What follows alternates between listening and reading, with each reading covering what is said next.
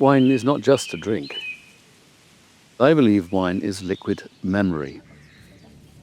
And in every glass, if you listen closely, you can feel the story of the land, the people, the unknowable becoming explicit.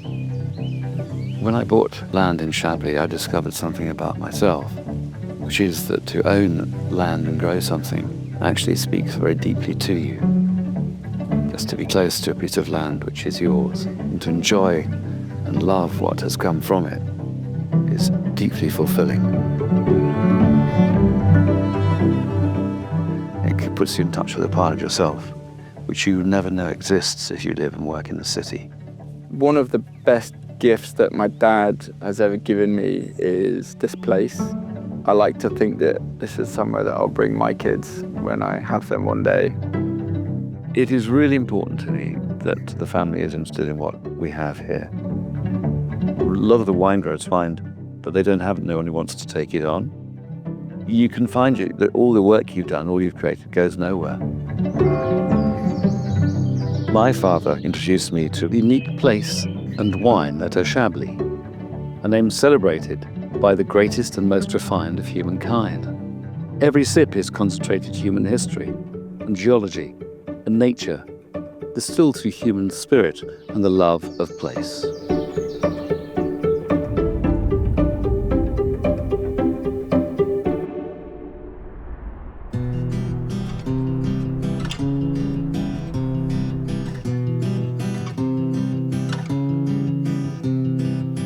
Hi, lovely.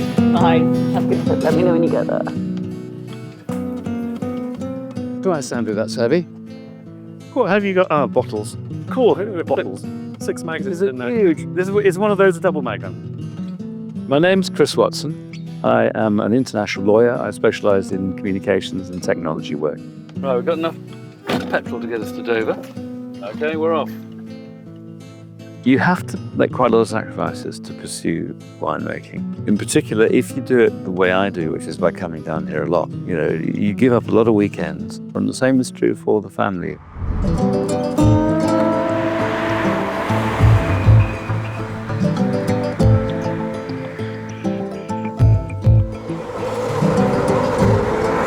From the earliest days, we used to do all the wine harvesting ourselves, and I would come down with the children, and they would come and help. In the earliest days, they would eat more than they picked. Spending time with Emma and Chablis as a kid was fun. A lot of just beautiful, happy memories with Dad's friends. It's been like having a second family for us both out here. It was my father who introduced me to a love of wine, and so the idea that that is something passing from father to son is very powerful. I had studied modern languages, which my father assured me would never be any use to me. And so I had to do a transfer qualification to qualify as a lawyer, which I did finished in 1981. And I went to work in an international law firm who were very keen to have someone who spoke lots of languages. And the whole Chablis adventure began when I was sent to Paris and introduced to Jean-Paul. Jean-Paul was a famous lawyer and from a big family of wine growers in Chablis. He was one of the most interesting, complex, gifted people I've ever met, and I've met a lot of people.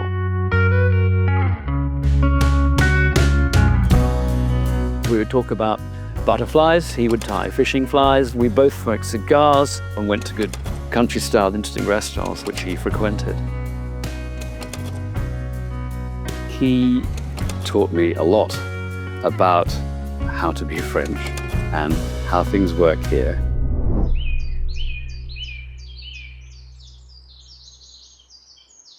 This is where they were telling us. Bonjour. There's a croffin. What's a croissant? It's a croissant muffin. Well, this is a new thing. Merci beaucoup, madame. Merci. My partner in this adventure, the very earliest and the most important, was Andrew. I know of no other foreigners who own land in Chablis. Chablis is a unique wine area. There have been very few big external investors. Bordeaux, you have big, huge banks and perfume houses. In Burgundy, you have huge international investors. Chablis is fiercely resistant and opposed to that. The Chablisians believe, and I think they're right, that would be the death of Chablis if a lot of outsiders came and bought vineyards. The process of acquiring the first piece of land in Chablis was meant to be extremely difficult, and it was. And I remember Chris saying to Jean-Paul, you know, if you ever found any plots, I'd love to have my own vineyard. Jean-Paul told me frankly and flatly that there's no way that will have happened because it's impossible.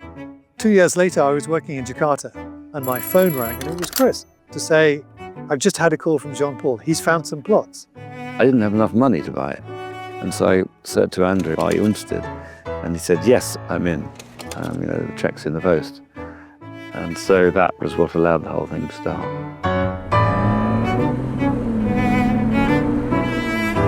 Andy, could you turn me off a piece of that croffin? There you go. It's pretty messy. Is it? Oh, God. Yeah. All right. Okay. Good, though. A lot of sugar. Well, I know. Well, what's not to like? Have you got the gougere? Without Jean-Paul, none of this would have happened. I wouldn't even be any kind of winemaker. I would never have been able to start here. It was his willingness to share the extraordinary opportunities he had here. So this is a really old one. It's 2009, which is the 7th year I made the wine. I think the earliest challenges we had were around getting the vineyard up and running. There is a limit on the total amount of vines allowed to be planted in France so that you don't have a sort of wine lake, as they call it, where there's so much wine that the price goes down. So if you want to plant a new piece, you have to prove that somebody else has pulled up their vines. If you do take over a vineyard from somebody, you're not allowed to put in an outsider. My family runs a vineyard. It's called Terroir.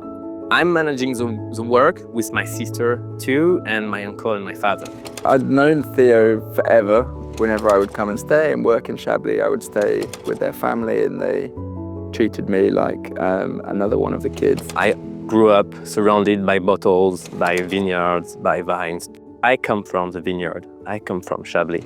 Theo Dam is Emmanuel's son. Emmanuel's not well at the moment, and so Theo has pretty much completely taken over from his dad, working in harness with his dad's brother, Eric.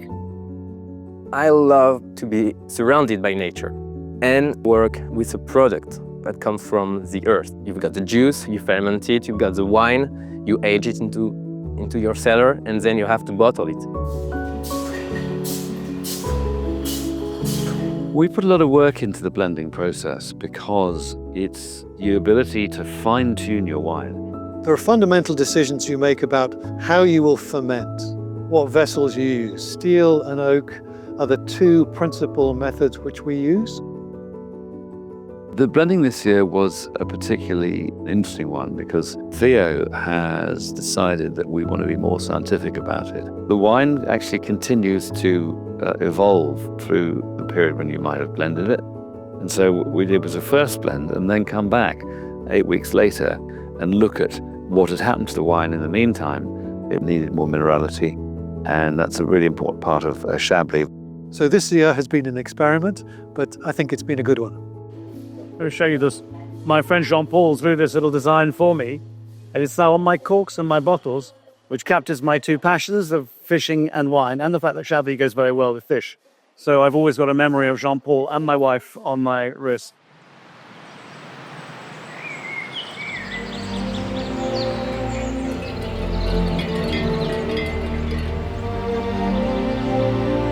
So today we've come several hundred kilometers from Chablis to the Lozère, which is on the most remote and picturesque parts of France, where Jean-Paul and other family and friends would always come at this time of the year at Pentecost to fish for a few days in the early summer.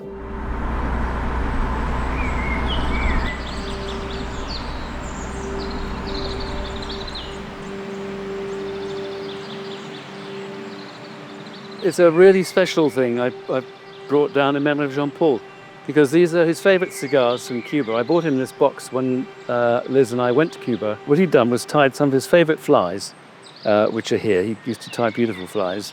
One is a French spider. The other two are what an American fly called the yellow humpy. And he also put in a rather good French cartoon about fishing and bait, what have you, which I rather like.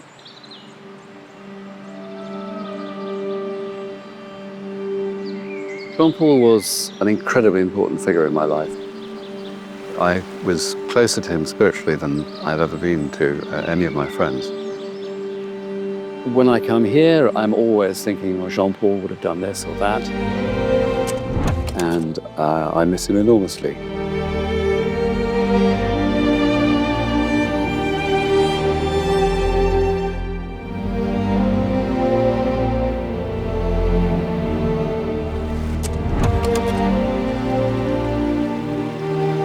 It's so sad that he is no longer with us, because he would have been the life and soul of the party. He would have enjoyed everything we are doing, and I like to think he's looking down on us, enjoying time with us still.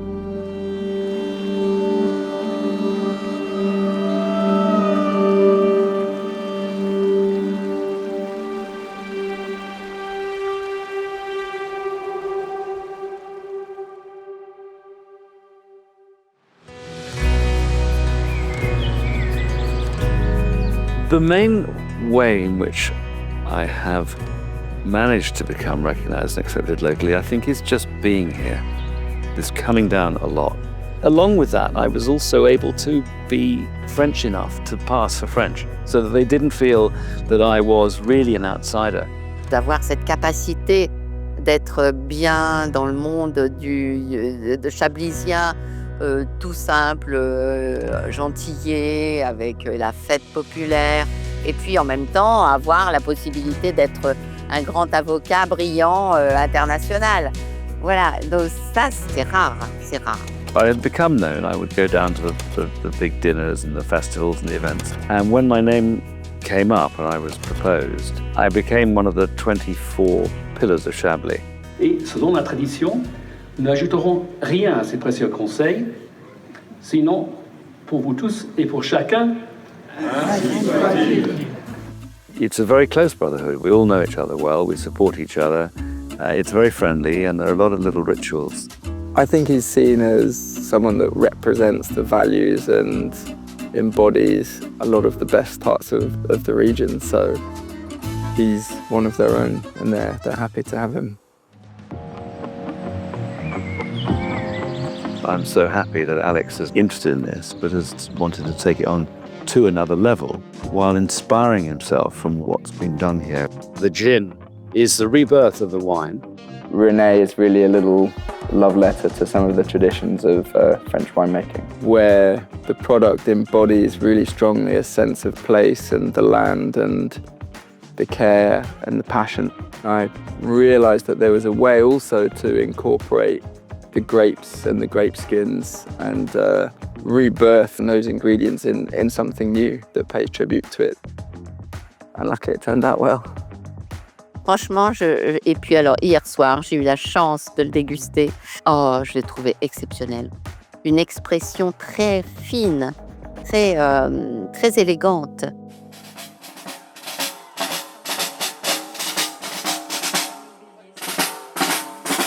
The Fête des Vins is all about promoting the produce from the region and celebrating the winemakers.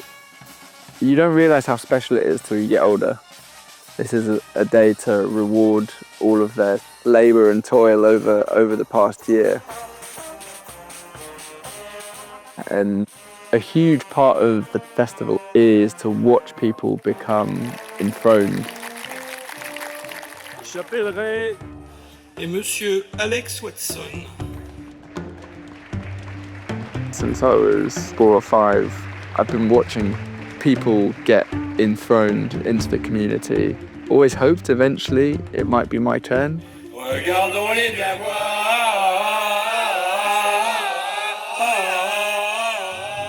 To see Alex being enthroned as a pillar in front of everybody and being welcomed and recognised and valued here, it is incredibly important, because it means that we are going forward and the domain is a real family domain.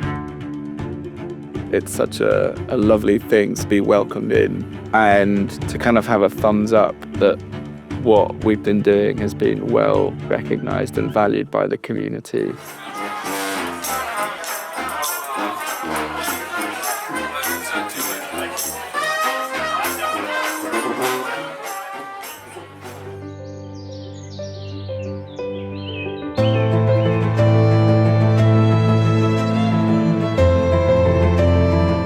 when there's something special like this place, you want to do your best to protect it and preserve it and promote it. We've got a lot of things in front of us. We are the new generation, we have other issues, but we are very proud of our family legacy. Ultimately, what Chablis does better than anywhere else is embody a sense of terroir.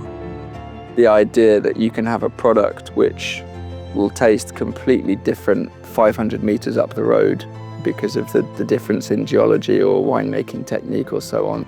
I think that's the most interesting concept to work with in drinks. The torch has been handed down, and he's created the next generation of Watson presence here. And with Emma beside him to continue to create this vision of Domaine Watson and what it is, it makes me very proud to see. I haven't seen my story as a hugely inspiring one, but it's been a story about being true to myself and following a passion. And I have brought myself, and I hope some around me, a lot of happiness by following this passion, which has taken me to places I never thought I would go, and my friends to places they never thought they would go, and given us experiences and opportunities and a rich life. And so, variety and beauty in life come from following passion.